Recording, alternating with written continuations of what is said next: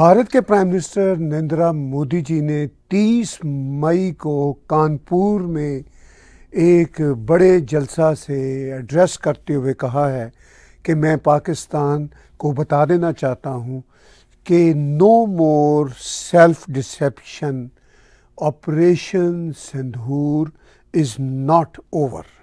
बड़ी सीधी सी बात की है। ये बात प्राइम मिनिस्टर नरेंद्र मोदी ने पहली बार नहीं कही, ये 10 मई के बाद वो मुसलसल कह रहे हैं, लेकिन हर बार वो कुछ नई बातें भी करते हैं। वो नई बातें क्या हैं वो आज के व्लॉग में मैं आपके साथ शेयर करना चाहता हूँ, उस पर एनालाइज करना चाहता हूँ। आज जो उन्होंने नई बात या नया एंगल दिया वो उन्होंने 3 नुक्ते बयान किए। प्राइम मिनिस्टर नरेंद्र मोदी ने कहा उन 3 नुक्तों में से एक बड़ा नुक्ता ये है कि अब पाकिस्तान हमें किसी न्यूक्लियर थ्रेट के धोखे में या उसकी बुली में हमें हमारे एक्शंस को नहीं रोकने पे मजबूर करेगा। अब हमारा ऑपरेशन सिंदूर ऑन है। ये बड़ा इम्पॉर्टेंट नुक्ता उन्होंने कहा। और जैसा कि आप 26 मई ख़ास तौर पर, फिर 28 मई, फिर आज की ये 30 मई की जो बात प्राइम मिनिस्टर नरेंद्र मोदी की कानपुर में है, ये अगर सब आप इनको जोड़ेंगे तो प्राइम मिनिस्टर नरेंद्र मोदी ना सिर्फ पाकिस्तान को मैसेज दे रहे हैं बल्कि भारतीय जनता को भी एश्योरेंस दे रहे हैं कि अब वो कितने फर्म हैं, और इंटरनेशनल कम्युनिटी को भी बता रहे हैं। अब इंटरनेशनल कम्युनिटी के हवाले से आज़रबाईजान में ये पाकिस्तान के जो प्राइम मिनिस्टर आपको स्क्रीन पे दिख रहे हैं, ये भी 2 बड़ी डिफरेंट इंटरेस्टिंग कॉन्फ्लिक्टिंग बातें कर रहे थे। इन्होंने एक तो बड़े अपने आर्मी को, और आर्मी चीफ इनके साथ है, बड़ा उनको सराहते हुए कहा कि बड़ा बहादुरी का मुजाहरा किया, हमने ये जंग जीत ली थी 7 मई और 10 मई को। जब भी जंग जीतने की बात पाकिस्तान की आती है तो मेरी हंसी छूट जाती है, तो बड़ी मुश्किल से मैं कंट्रोल करता हूँ। तो बहरहाल वो तो पाकिस्तान का जो अम्यूज़मेंट का जो डिसगस्टिंग एटीट्यूड है वो तो किसी से छुपा हुआ नहीं है। Master of lies, master of denial, अपने आप को धोखा देना। यही बात प्राइम मिनिस्टर नरेंद्र मोदी ने आज बिल्कुल वाज़ेह शब्दों में पाकिस्तान को कही कि आप अपने आप को अब धोखा देना बंद कर दें। अब ये पाकिस्तान के one of the very important general जो चीफ ऑफ द स्टाफ हैं पाकिस्तान की आर्मी के, इन्होंने एक इंटरव्यू दिया, रिलेटिवली सोबर इंटरव्यू दिया इन्होंने रॉयटर्स न्यूज़ एजेंसी को और इन्होंने बताया कि फ़ौजें LOC पे अब पुरानी पोजीशन में वापस आ गई हैं। यानी पुरानी पोजीशन क्या है वो उन्होंने कहा कि जो 22 अप्रैल से पहले, क्योंकि 22 अप्रैल को पहलगाम में टेररिस्ट अटैक पाकिस्तान ने किया, वो कहते हैं 22 अप्रैल से पहले की जो सिचुएशन है वो अब वापस आ गई है। यानी अपनी तरफ से वो ये बता रहे हैं दुनिया को कि हम अब नॉर्मलसी की तरफ आने की कोशिश में हैं। शहबाज शरीफ ने भी आज़रबाईजान में एक तरफ तो ये कहा कि हमने ये जंग जीत ली, वो बढ़ के तो मार ही रहे हैं पंजाबी बढ़ के। अब वो दूसरी तरफ ये भी एतराफ़ कर रहे हैं कि हाँ जी, ब्रह्मोस जो भारत के मिसाइल थे उन्होंने हमारे ऊपर अटैक किया था, अच्छा खासा अटैक किया था। अब वो बुल्ले शाह ने पंजाबी में कहा है कि मुँह आई गल ना रहंदी, कि जो सच्ची बात ना रहंदी, ये भी बुल्ले शाह ने कहा कि सच्ची बात मुँह से निकल ही आती है। जितना चाहे आप झूठ बोलते रहें, जितना चाहे आप सेल्फ डिसीव होते फिरें। तो ये वो इस वक्त की सिचुएशन है जिस पे आज मैं आपके साथ लाइव इंटरैक्टिव डिस्कशन कर रहा हूँ। हमारे बड़े स्पेशल व्लॉग आने वाले हैं, आज रात को आप देखिएगा। ख़ास तौर पर पाकिस्तान ने जो 28 मई को जो अपना यौम तकबीर मनाया है। तकबीर क्या है? अल्लाह अकबर। अच्छा, उधर जय श्री राम भारत वाले कहें तो वो हिंदुत्वा हो जाते हैं। अपना इनका पाकिस्तान आर्मी का जो स्लोगन है वो जहाद फ़ी सबीलिल्लाह है, यानी जहाद अल्लाह के नाम पे, उस अल्लाह के नाम पे जो इनफैक्ट अरबों का अल्लाह है। अरब इनको कहते हैं कि आप हमारी जूते की नोक पे भी नहीं है। इस्लाम उनका, अल्लाह उनका। इन्होंने पता नहीं कैसे कहाँ से क्या चीज़ें चुरा ली हैं और कशकोल में डाल ली हैं, और अब ये कह रहे हैं कि जी यौम तकबीर अल्लाह अकबर। अब उस पे लाहौर में एक जलसा हुआ जिसमें लश्कर तैयबा के लोग, उनके लीडर, वो अपनी पिक्चर्स भी साथ लगाते हैं और पाकिस्तान आर्मी के ऑफिसर्स की भी पिक्चर साथ लगाते हैं। और जो लश्कर तैयबा के जहादी इस्लामिस्ट टेररिस्ट हैं वो शहबाज शरीफ की भी पिक्चर नहीं लगाते, इसको भी लिफ्ट नहीं कराते। अगरचे मुस्लिम लीग का नाम नीचे लिखा हुआ है, नाम तो पाकिस्तान में कोई भी रखा जा सकता है, चेहरे वही रहते हैं, आइडियोलॉजी वही रहती है, एक्शंस वही रहते हैं। और वो कैसे यौम तकबीर पाकिस्तान ने जो एटॉमिक टेस्ट किया था उसके याद में यौम तकबीर मनाते हुए वही जहादी, वही टेररिज्म की बातें कर रहे हैं और वही आर्मी के अफसर उनके साथ हैं।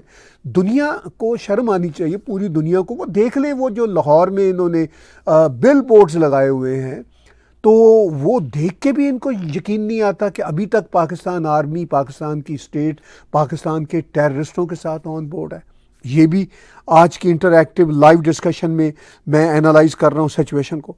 तो सिचुएशन बड़ी गंभीर भी है, इंटरेस्टिंग भी है, फ़नी भी है और अलार्मिंग भी है कि पाकिस्तान के टेरर आउटफिट्स, जिनके बारे में कानपुर में प्राइम मिनिस्टर नरेंद्र मोदी ने अब एक बार फिर खुल के कहा है कि अब ये धोखा भी ख़त्म हो जाना चाहिए कि ये पाकिस्तान के नॉन स्टेट एक्टर्स हैं, यही स्टेट एक्टर्स हैं, ये जहादी ही स्टेट एक्टर्स हैं, इसमें कोई शक वाली बात नहीं। और ख़ुद पाकिस्तान की आर्मी जिसका स्लोगन है जहाद फी सबीलिल्लाह, तो उससे बड़ी जहादी आर्मी क्या होगी। अच्छा, ये जहादी आर्मी, ये जहादी आउटफिट्स इनफैक्ट टेररिस्ट आउटफिट्स हैं।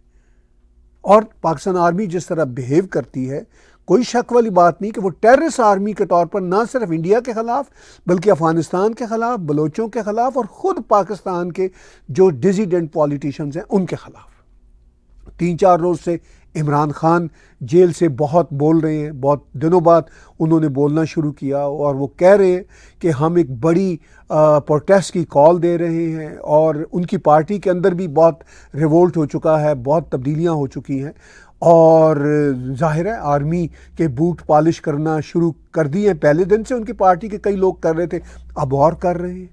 तो अब इमरान खान कह रहे हैं कि मैं ये देख रहा हूँ कि जो आर्मी के बूट पॉलिश कर रहे हैं उनको तो मैं अब फौरी तौर पर निकाल दूंगा, लेकिन वो जेल में हैं, जेल में बैठ के वो कितना कुछ काम कर सकते हैं ये एक अलग सवाल है।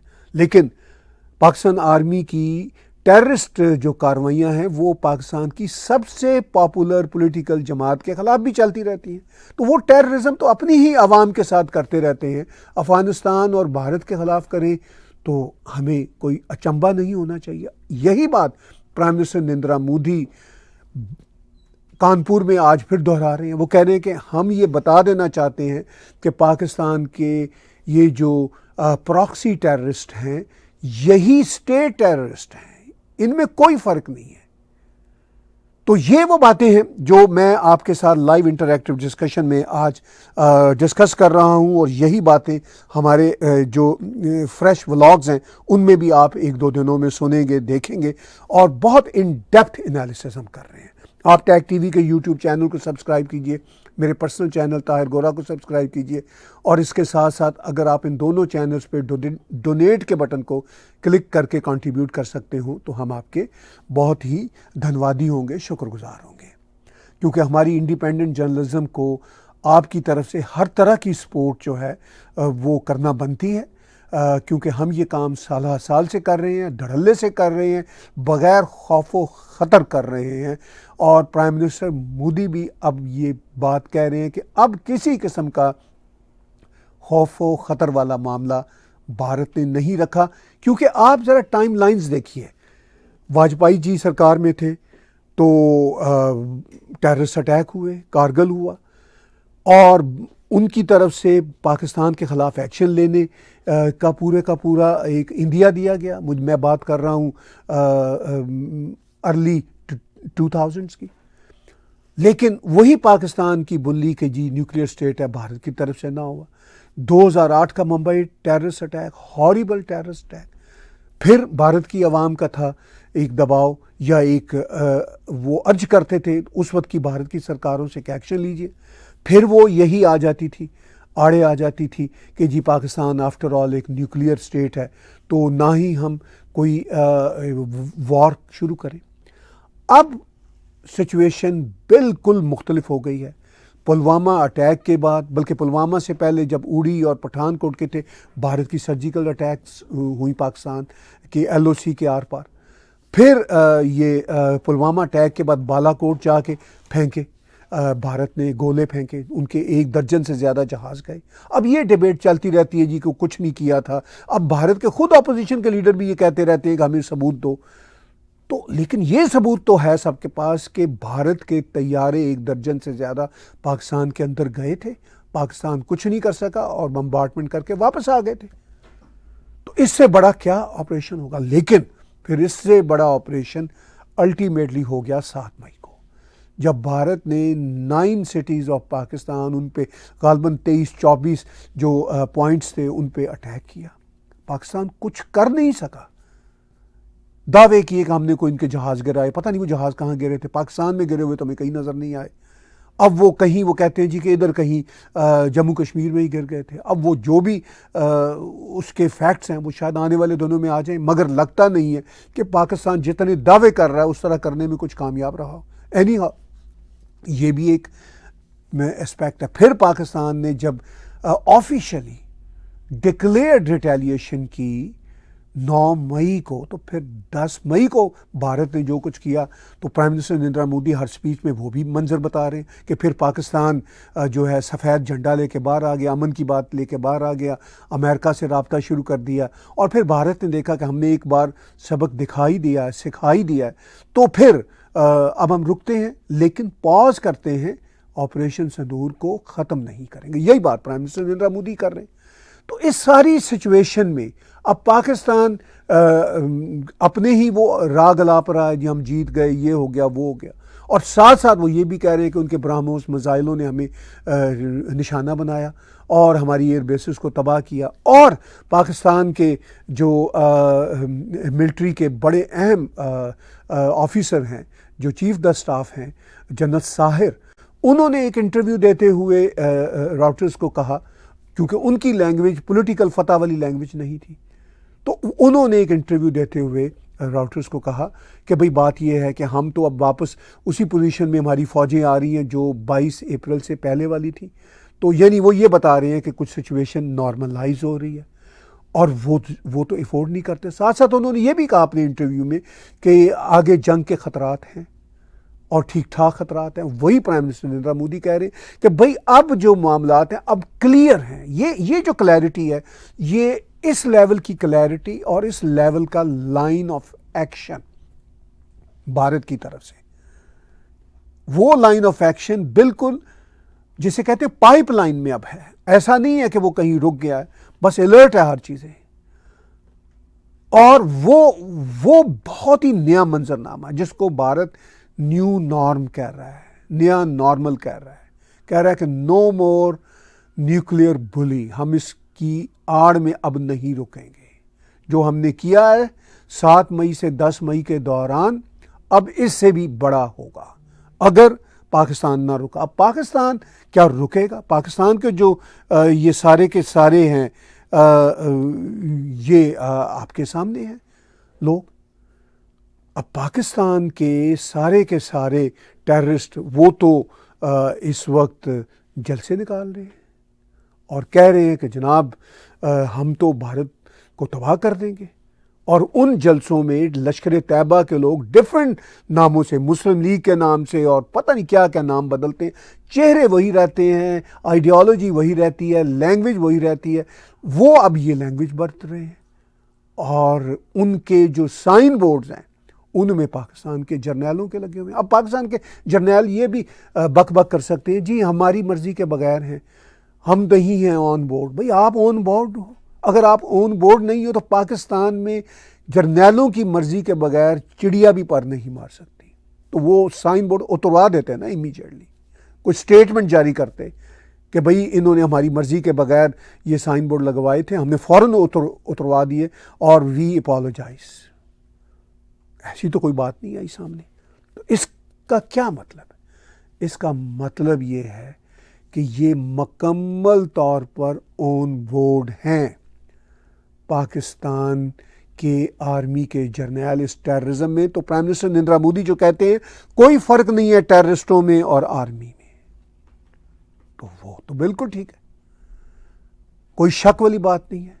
तो ये है आज के मेरे व्लॉग का आपके साथ इंटरैक्टिव डिस्कशन।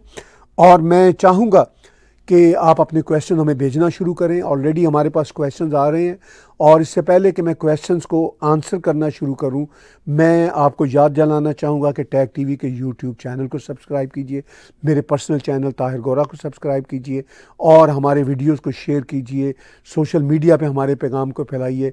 और अगर आप हमारी tagtv.info की वेबसाइट पे जाके /donate के बटन को क्लिक करेंगे तो आप हमें कंट्रीब्यूट भी कर सकते हैं। इसी तरह हमारे यूट्यूब के चैनल्स पे जाके आप डोनेट के बटन को क्लिक करेंगे तो वो आपको सीधा इसी पेज पे ले जाएगा।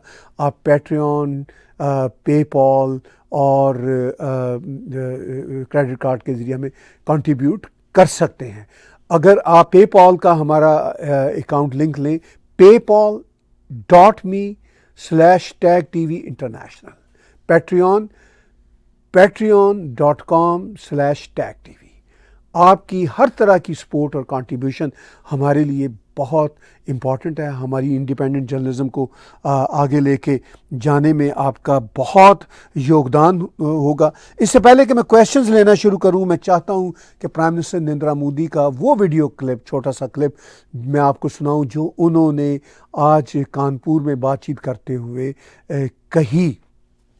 मैं फिर कहना चाहता हूं, ऑपरेशन सिंदूर के दौरान जो दुश्मन गिड़गिड़ा रहा था वो किसी धोखे में न रहे। ऑपरेशन सिंदूर अभी खत्म नहीं हुआ है।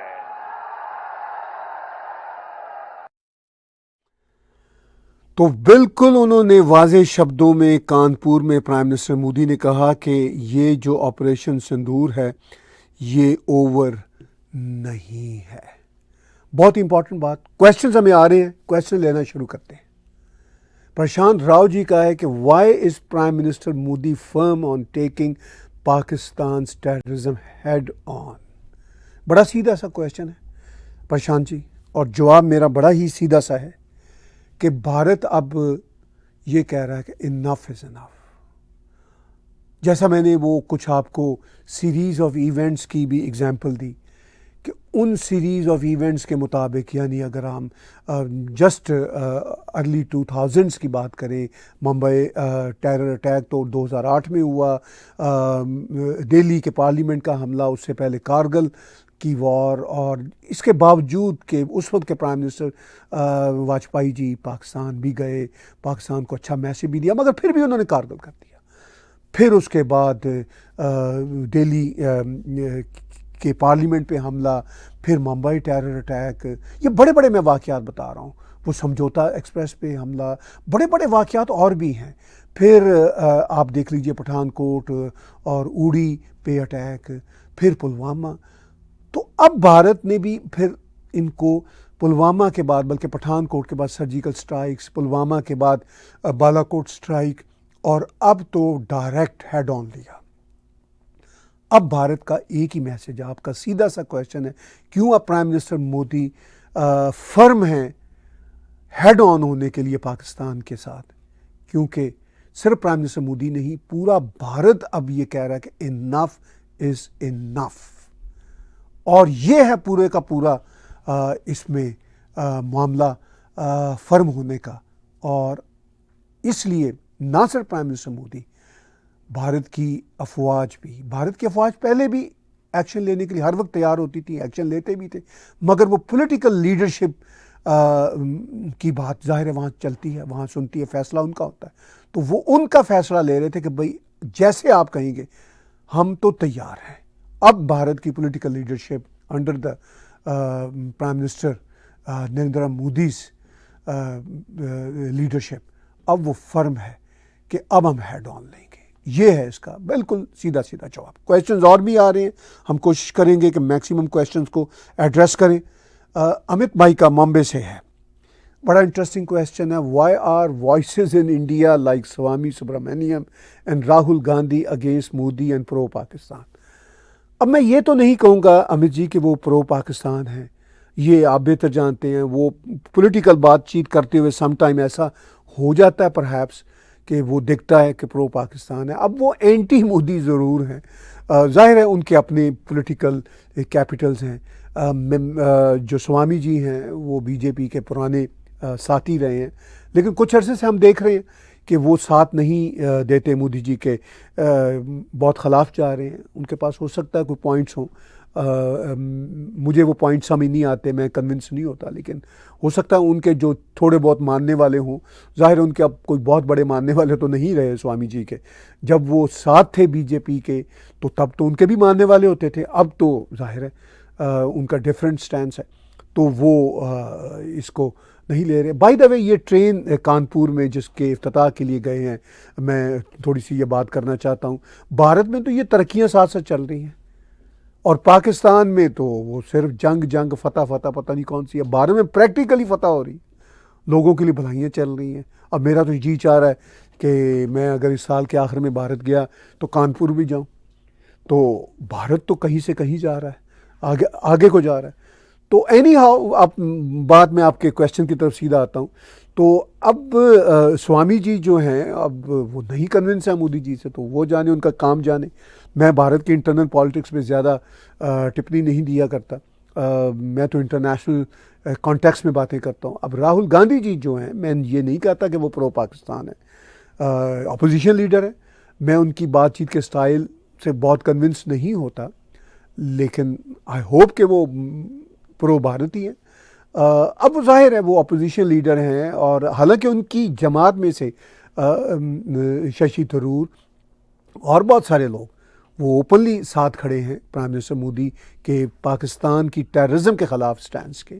लेकिन राहुल गांधी जी का एक अपना स्टाइल है, वो सवाल उठाते हैं। जैसे मैंने याद आपको दिलाया था कि 2019 में बालाकोट स्ट्राइक पे उन्होंने यही सवाल उठाया था कि ये बताएं कि सबूत दें हमें कि बालाकोट का स्ट्राइक हुआ था या वहाँ पे लोग मारे थे। तो इस सारी सिचुएशन में अब वो जयशंकर जी का एक स्टेटमेंट आया था आउट ऑफ कंटेक्स्ट, शायद अपोजिशन, भारत की अपोजिशन ने, राहुल गांधी जी ने पेश किया कि जी हमने पाकिस्तान को इन्फॉर्म किया था अटैक करने से पहले। तो ये जो कांग्रेसी लीडर हैं वो कह रहे हैं कि जी ये तो जयशंकर जी का ट्रेन है। और दूसरी तरफ पाकिस्तान के जो मिलिट्री के स्पोक्स पर्सन है जनरल शरीफ चौधरी का एक आया था, जब उनसे क्वेश्चन बीबीसी की फ़रज जावेद ने पूछा कि क्या आपको जयशंकर जी ने बताया था, तो उन्होंने कहा था ये भारत के मीडिया की अम्यूज़मेंट है, हमें कोई ऐसी बात भारत ने नहीं बताई थी। तो ये तो पाकिस्तान की तरफ से जवाब आया। तो शायद राहुल गांधी जी अपनी मर्ज़ी की बात करते हैं, तो पॉलिटिकल कैपिटल उनका शायद इसी तरह है, वो इसी तरह सोचते हैं, वो जाने, उनकी पॉलिटिक्स जाने, उनका अंदाज जाने। लेकिन मैं अगर इस अपने को आपके क्वेश्चन को सम अप करते हुए कहूँ, तो मैं ये तो नहीं कहूँगा कि ये भारत के जो लीडर हैं जो मोदी जी से सहमत नहीं है रखते, वो कहीं प्रो पाकिस्तान है या एंटी इंडिया है, मुझे ऐसा नहीं दिखता। बस उनका एक अपना पॉलिटिकल कैपिटल है या अपनी कुछ उनकी ब्लंडरनेस है। और भारत में फिर ये है कि फ्रीडम ऑफ एक्सप्रेशन भी है, कोई एक्शन वैक्शन भारत में तो नहीं होगा ना। पाकिस्तान में कोई इस तरह की बात ज़रा करके दिखाए, फ़ौज उठा के उसको जेल में फेंक देगी, तो ये भारत की ब्यूटी है। तो यही बात मैं आपके क्वेश्चन के आंसर में कह सकता हूँ। क्वेश्चन हमें और भी आ रहे हैं।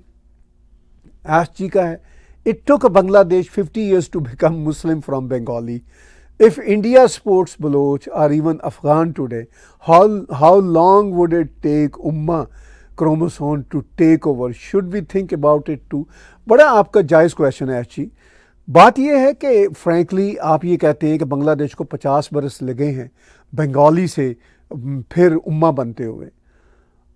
वैसे वो भाई द वे शुरू दिन से ही उम्मा थे। पाकिस्तान जब वो 47 में 40s में बनाने की मूवमेंट शुरू हुई थी, तो बंगाली ही थे सर फजल हक जिन्होंने पाकिस्तान बनाने की जो है रेजोल्यूशन सॉर्ट ऑफ पेश की थी, तो वो भी थे।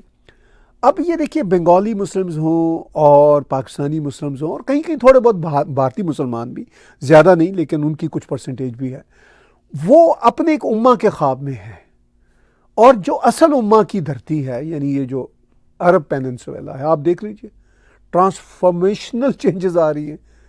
इस पे मैं आने वाले दिनों में कुछ पॉडकास्ट करने वाला हूँ जियो पॉलिटिक्स पे, क्योंकि अब जियो पॉलिटिक्स पे हमें ब्रॉडर लेवल पे बातें करनी चाहिए जो बहरहाल इनडायरेक्टली या डायरेक्टली साउथ एशिया के साथ जुड़ी होती हैं। जैसे क्रिप्टो करेंसी का मसला चल रहा है अमेरिका के साथ, यूक्रेन, रूस, अमेरिका, टैरिफ, ये सब चीज़ें साउथ एशिया, इंडिया, ये सब जुड़ी हुई हैं। इस पर हम अलग अलग सब्जेक्ट्स में हमारे कुछ साथी हमारे साथ जुड़ेंगे।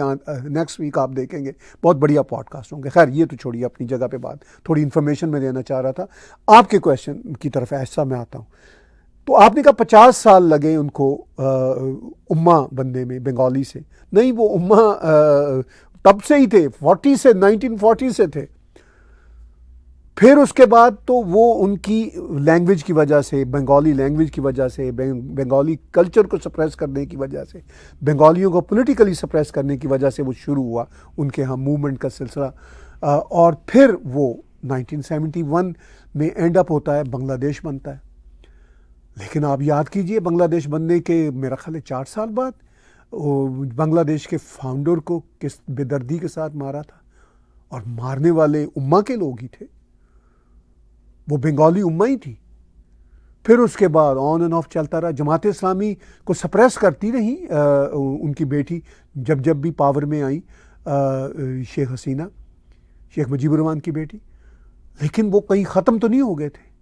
फिर ये आपके सामने है कि एक नया ये एक स्टूडेंट्स के चक्कर में एक नया सो कॉल्ड उम्मा का इनकलाब है। तो उम्मा बीच में चलती रही। मैं मानता हूँ कि बीच में उनको सप्रेस कर लेती थी शेख हसीना, तो फिर भी चलता रहा।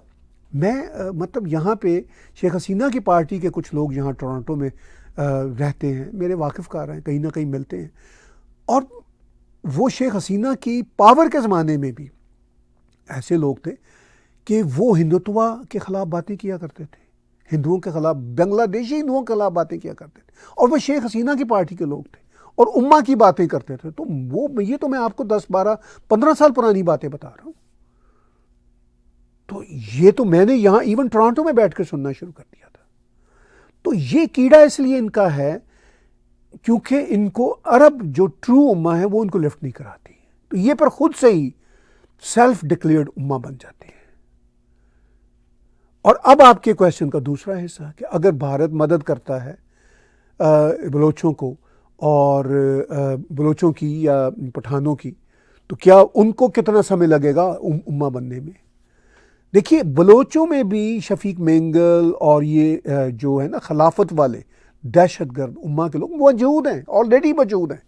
ऐसा नहीं है कि पूरे के पूरे बलोच जो हैं सेकुलर हैं। वो तो जो फ्रीडम फाइटर्स हैं वो ऑलमोस्ट सेकुलर हैं। वो मुझे पता है उनका कि वो उम्मा की तरफ नहीं जाएंगे, वो नहीं जाएंगे। लेकिन ऐसा नहीं है कि उनकी सोसाइटी में ऐसे लोग मौजूद नहीं हैं, बिल्कुल हैं मौजूद।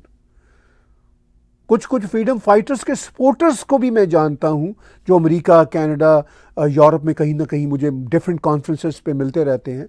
उनमें भी थोड़ा बहुत पाया जाता है उम्मा का कीड़ा। ये है, ये चैलेंज है।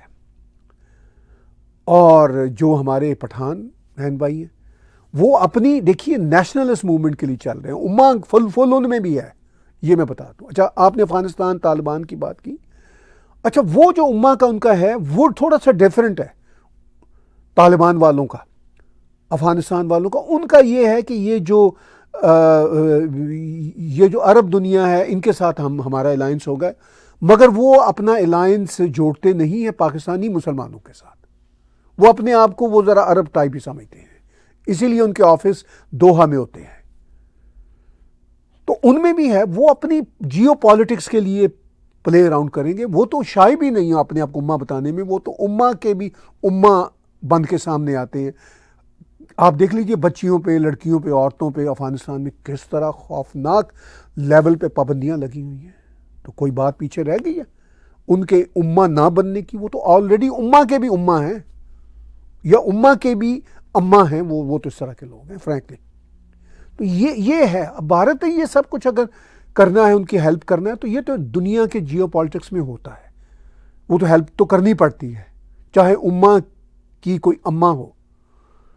वो तो फिर आपस में उनके इश्यूज चलते रहते हैं, लेकिन अब वो अपनी स्ट्रगल कर रहे हैं, बलोच हों या अफ़गानिस्तान के तालिबान हो या पठान हो, उनके कई शेड्स हैं, कई सेकुलर हैं। मैं उनके कई सेकुलर लोगों को जानता हूँ, मेरे पर्सनल दोस्त हैं, इतने सेकुलर बनते हैं मैं आपको बता नहीं सकता। यहाँ हमारे टोरंटो में रहते हैं, मिलते रहते हैं, लेकिन एक सेकंड लगता है उनको उम्मा से अम्मा बनने में, एक सेकंड फ्रैंकली। और इतनी इतनी वो बड़ी बड़ी बातें कर रहे होते हैं, जैसे वो होते हैं ना हमारे जो एक्स मुस्लिम टाइप बातें कर रहे होते हैं, but it takes them 2 minute to change their colour. ये इश्यूज हैं। चलिए जी, क्वेश्चंस और लेते हैं। हम कोशिश कर रहे हैं कि मैक्सिमम क्वेश्चंस को एड्रेस करें जी। अरब और पाकिस्तानी इस्लाम में क्या डिफरेंट, क्या फ़र्क है? चलिए यूँ कहिए, अरबिक कंट्रीज़ अब मॉडर्न हो रहे और पाकिस्तान मोर रेडिकल हो रहा है, कैसे इस्लाम है? ठीक है जी, आपने अच्छा क्वेश्चन पीपीपी वालों ने भेजा, थैंक यू। देखिए, बड़ी बड़ी सीधी सी बात है। अब जो अरब का इस्लाम है, कैसे फ़र्क है पाकिस्तानी इस्लाम से? आपने कहा कि अरब मॉडर्नाइज हो रहे हैं। आज से 8-10 साल पहले सऊदी अरब डिफरेंट था, वो तो फंडिंग कर रहा था मदरसों को, लेकिन फिर मोहम्मद बिन सलमान आए, उन्होंने फील किया कि हम इस तरह तो आगे नहीं जा सकते। हम तेल से कमा तो रहे थे उस वक्त भी और आज भी कमा रहे हैं। उन्होंने सोचा कि तेल कब तक रहेगा और फिर हम कब तक इस स्टाइल के साथ रहेंगे। आई सल्यूट मोहम्मद बिन सलमान।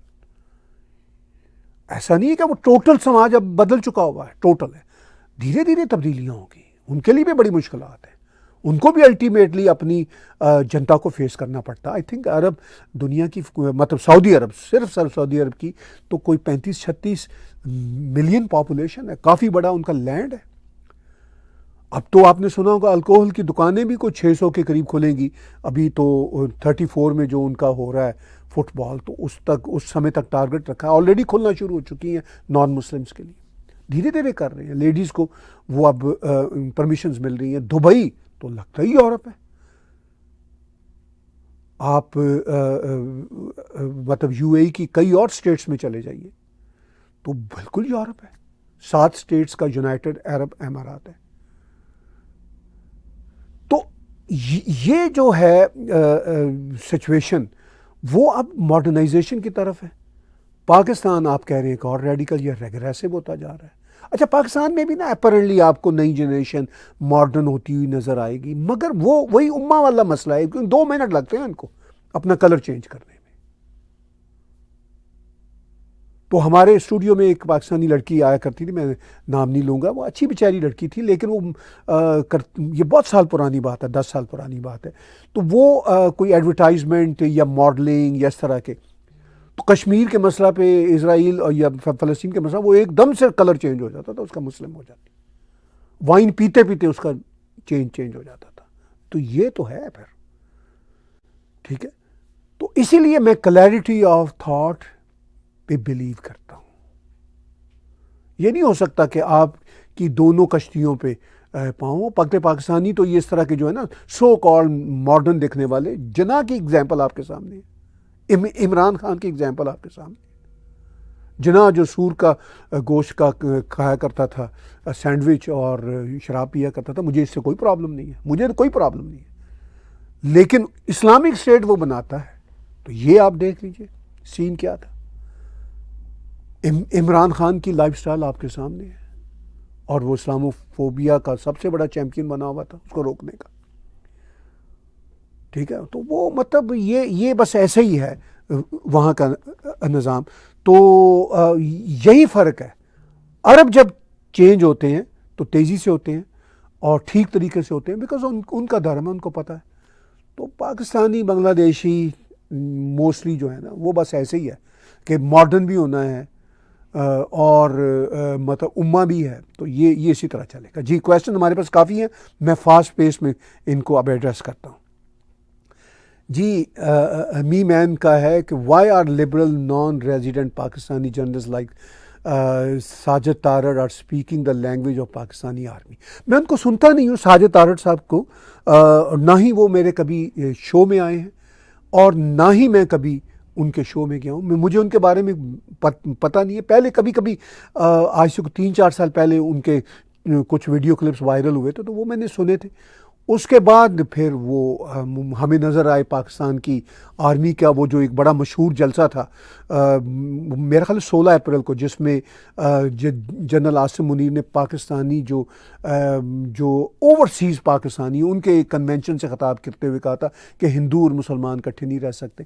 तो सोशल मीडिया पे मैंने देखा था कि वो वहाँ बैठे हुए थे। तो वो उनकी, देखिए, वो इंडिपेंडेंट है, अमेरिकन हैं, वो अपने तौर पर क्या सोचते हैं वो उनकी मर्ज़ी है। मैं मतलब किसी की मर्ज़ी को थोड़ा डायरेक्ट कर सकता हूँ। वो कभी मुझे मेरे ख्यालात जो भी होते हैं उनके बारे में कभी उन्होंने नहीं कहा कि आप इस तरह बोलें या ना बोलें। हमारा कोई 1-2 बार व्हाट्सएप पे हेलो हाय हुई, तो मैं नहीं जानता उनके ख्यालात आजकल क्या हैं। मैं आजकल बड़े महीनों से उनकी कोई बातचीत सुन ही नहीं रहा, तो मुझे नहीं पता कि वो क्या है, तो लिहाजा मैं कोई कमेंट्री नहीं कर सकता।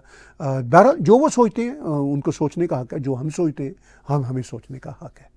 जी, अगला क्वेश्चन लेते हैं। जी, संजना जी ने क्वेश्चन किया और हमें डोनेट भी किया। बहुत बहुत धन्यवाद, आपके शुक्रगुजार हैं।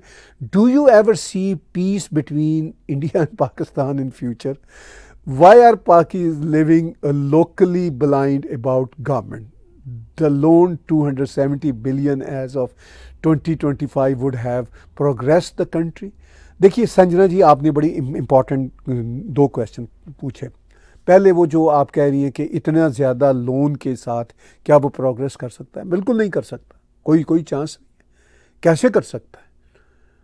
मतलब इकॉनमी का मॉडल ही पाकिस्तान का ऑर्गेनिक नहीं है।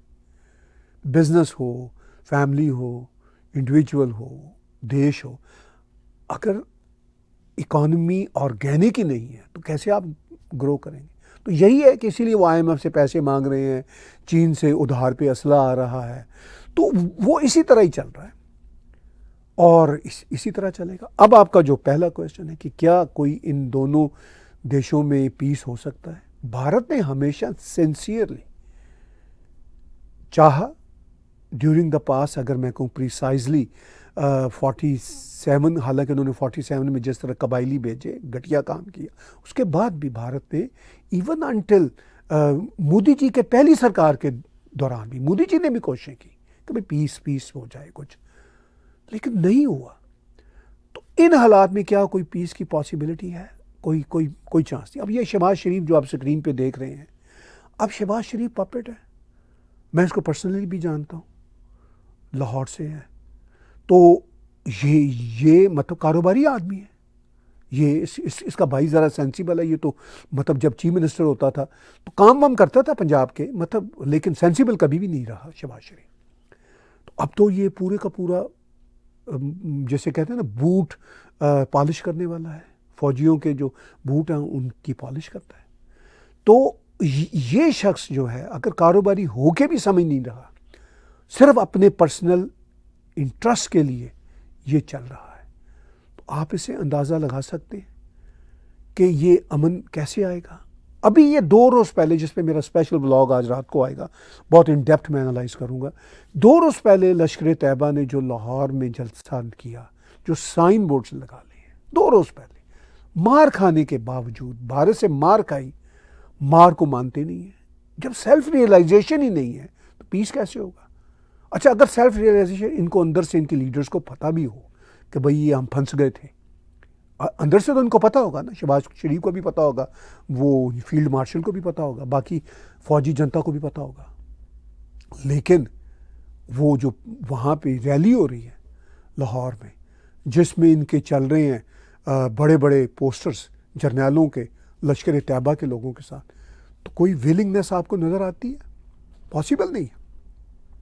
तो पीस इन नियर फ्यूचर तो कोई पॉसिबल नहीं है।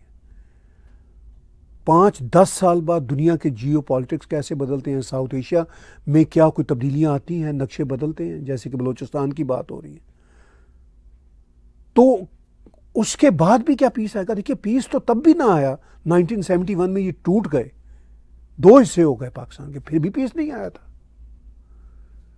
तो अब अगर हम स्पेकुलेट करते हैं कि फर्दर ये टूट जाते हैं, बलूचिस्तान वालों की अपनी ऑर्गेनिक इंडिपेंडेंट स्ट्रगल है और उस स्ट्रगल के बाद भी टूट जाती है, तो फिर भी मेरे सामने क्वेश्चन मार्क है कि क्या फिर भी पीस आ जाएगा? लैंड तो वही रहेगी, लोग तो वही रहेंगे। लेट्स से कि जी सिंध और पंजाब मिलके एक अलग देश हो जाते हैं और बलूचिस्तान उधर हो जाता है, और जो खैबर पख्तूनख्वा है, पठानों का इलाका, वो कहीं आधा अलग हो जाता है या अफगानिस्तान के साथ चला जाता है, आधा पाकिस्तान के साथ रह जाता है। लेट्स से ऐसा हो जाता है, तो ये लोग तो वहीं पे रहेंगे, लैंड थोड़ी कम हो जाएगी इनके पास, जैसे बांग्लादेश के अलग हो जाने के बाद कम हो गई थी, तो फर्क तो नहीं पड़ा। तो जब तक इनके माइंड्स नहीं बदलेंगे पाकिस्तानियों के, भारत अपने उसी मुकाम पे है। भारत कहता है कि आप टेररिज्म छोड़ दें, इंसानों की तरह रहें, हाँ, हमारी तरफ से आपको कोई खतरा नहीं है। ये प्राइम मिनिस्टर नरेंद्र मोदी ने 27 मई को फिर कहा है। तो सारा जो है डिपेंडेंसी पीस पे, वो पाकिस्तान पे है। जी, thank you very much for your question. जी, क्वेश्चन और भी हैं, 4-5 को मैं और एड्रेस करता हूँ। साजिद अली बुख्ती साहब का है कि I am watching your show from the small village of Dera Bugti, raise your voice about Balochistan and we have been oppressed a lot. जी बुख्ती साहब, साजिद साहब, बिल्कुल आप ठीक कर रहे हैं। आप देखते होंगे कि जितनी टैग टीवी ने बलूचिस्तान के लिए आवाज़ उठाई है, हम वो उठाते रहेंगे। करीमा बलोच के मैंने कई इंटरव्यू किए, और ज़फ़र बलोच साहब यहाँ कनाडा में हैं। मैंने समी बलोच, जो आपकी वहाँ पे बलूचिस्तान में बड़ी इंपॉर्टेंट लीडर हैं, उनका इंटरव्यू किया। मामा कदीर के इंटरव्यू किए। इन इंटरव्यूज़ के अलावा मेरे व्लॉग्स में, मेरी डिस्कशंस में, सैकड़ों शोज़ में हमने बलूचिस्तान की बात की, ह्यूमन राइट्स की जो वायलेशंस हो रही है उनको हमने कंडेम किया, और वो हम करते रहेंगे। अब बलोच अमेरिकन कांग्रेस के रज़ाक बलोच साहब हों और उनके president doctor Tara Chand Bloch हों, हम उनकी आवाज़ भरपूर तरीके से उठा रहे हैं, उठाते रहेंगे। बिल्कुल आपके साथ जो जुल्म हो रहा है, उस जुल्म के ख़िलाफ़ हम आवाज़ उठाते रहेंगे। ये मेरा आपके साथ वादा है। हमारा माजी का रिकॉर्ड भी ऐसा रहा है और आइंदा भी ऐसा ही होगा। जी, क्वेश्चंस और भी आ रहे हैं हमारे पास। लुबना सईद का टोरंटो से है, is PM Modi giving stern messages to Pakistan for his political capital और he means what he says? अच्छा क्वेश्चन है। देखिए, पॉलिटिकल कैपिटल तो हर पॉलिटिशियन का होता है, हर पॉलिटिकल पार्टी का होता है, लेकिन जो उनके मैसेजेस हैं, जो स्पीचेस हैं, आप 12 मई की स्पीच देख लीजिए, 26 मई की स्पीच देख लीजिए, 27 मई की, 30 मई की, मैं सिर्फ एग्जांपल दे रहा हूँ, और भी कई स्पीचेस में उन्होंने वही बातें की। स्टर्न मैसेजेस, जो बातें, वो सिर्फ और सिर्फ उनके पॉलिटिकल कैपिटल की नहीं है। What he is saying he means that. बिल्कुल मैं इसका यही जवाब दूंगा। क्वेश्चन हम 2-3 और लेते हैं। दत्ता कलकर्नी जी का है कि पाकिस्तान की गवर्नमेंट है नहीं, सॉरी, पाकिस्तान की गवर्नमेंट ही नहीं बल्कि आर्मी भी यही नॉन स्टेट एक्टर रन करती है। दत्ता जी, बात यह है कि ये आर्मी ही नॉन स्टेट एक्टर्स को रन करती है, आर्मी ही नॉन स्टेट एक्टर भी है, जो प्राइम मिनिस्टर मोदी ने आज भी कानपुर में कहा। ये सब कुछ आर्मी ही है। पाकिस्तान में जो कुछ ये so called state actor, non state actor, proxy, फलां डीन, ये सब पाकिस्तान आर्मी ही है।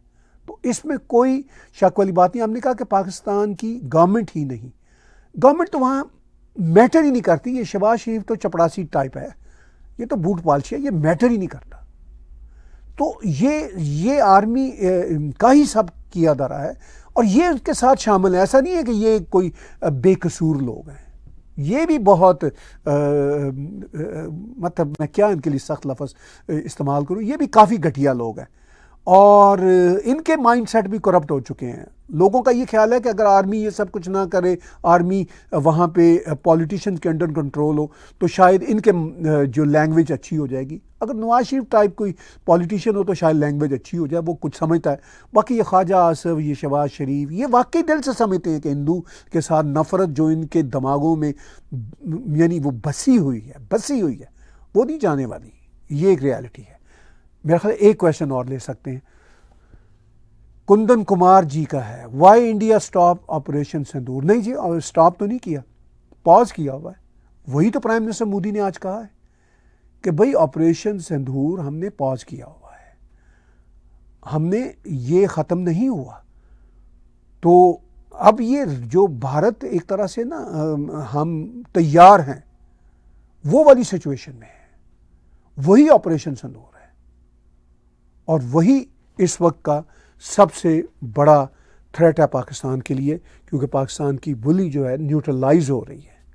बहुत बहुत धन्यवाद, शुक्रगुजार हैं कि आपने हमारी आज की लाइव इंटरैक्टिव डिस्कशन में हिस्सा लिया, बहुत सारी बातें की और मैं इस हवाले से आपका शुक्रगुजार हूँ। मेरा ख्याल एक क्वेश्चन मैं और शायद लेना चाहूँगा, वो है कि how do you assess POK as integral part of Bharat. ये इंपॉर्टेंट क्वेश्चन था, मेरी नज़र से गुजरा चलते चलते जाते जाते, तो मैंने सोचा कि मैं इस क्वेश्चन को दोबारा से एड्रेस करूं, क्योंकि इस तरह के क्वेश्चंस मैंने पहले भी एड्रेस किए हुए हैं।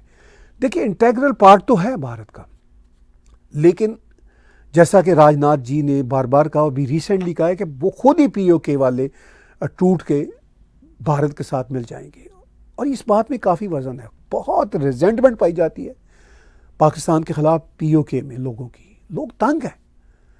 इसीलिए पाकिस्तान ये पहलगाम की टेररिज्म और छोटी मोटी टेररिज्म करवाता रहता है, ताकि वो जो पीओके के लोग हैं वो भारत के साथ शामिल ना हो, वो फिर एक जो है कॉन्फ्लिक्ट, एक वॉर जो है ना, वो इनके ऊपर थोप दी जाए।